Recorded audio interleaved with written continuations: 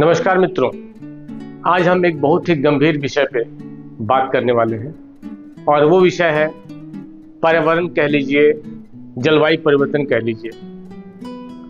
बचपन से हम लोग सुनते आ रहे हैं पेड़ बचाओ, पेड़ लगाओ, लेकिन अब जब हम लोग इस उम्र में पहुंच रहे हैं तो कहीं ना कहीं ये लग रहा है कि हमारे साथ बचपन से बेईमानी होते आ रही है। एक तरफ सरकार, चाहे कोई भी सरकार रही हो, वो पेड़ कटवाती है, काटती है, और दूसरी तरफ हमसे कहती है कि आप लोग पेड़ लगाइए, पेड़ बचाइए।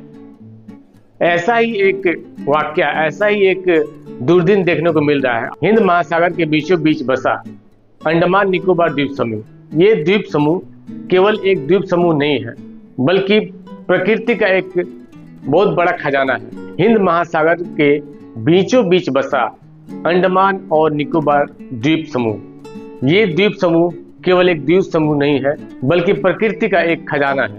अंडमान निकोबार सदियों तक दुनिया से अलग थलग रहा।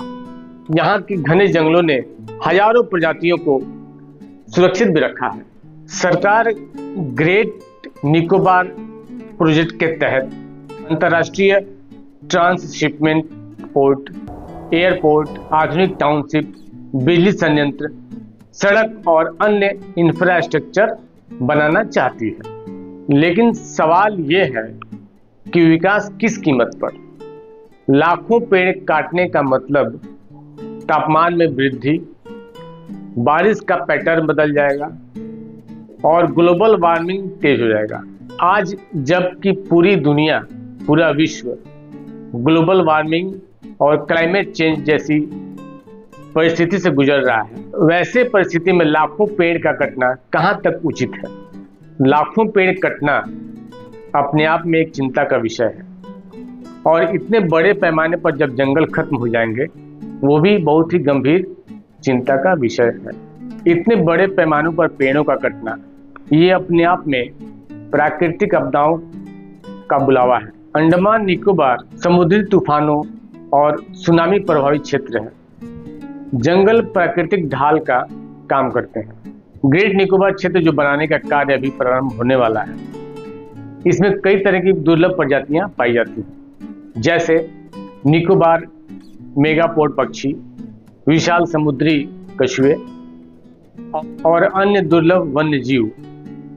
जंगल कटेंगे तो इनका घर भी कटेगा। अंडमान निकोबार द्वीप समूह में रहने वाले आदिवासी समुदाय सदियों से प्रकृति के साथ संतुलन बना के रहते आ रहे हैं। इस विकास परियोजना से उनकी जमीन प्रभावित होगी, प्राकृतिक खतरा होने का डर हमेशा बना रहेगा और बाहरी हस्तक्षेप बढ़ेगा।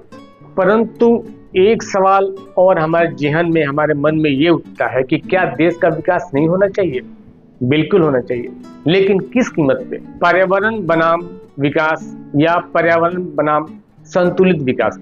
अंडमान निकोबार का मुद्दा सिर्फ पेड़ों का काटना ही नहीं, यह आने वाली पीढ़ियों के लिए भी एक बहुत बड़ा सवाल है। आज यदि लाखों पेड़ काटे जाते हैं तो इसका सीधा असर सिर्फ एक द्वीप समूह पे नहीं पड़ेगा।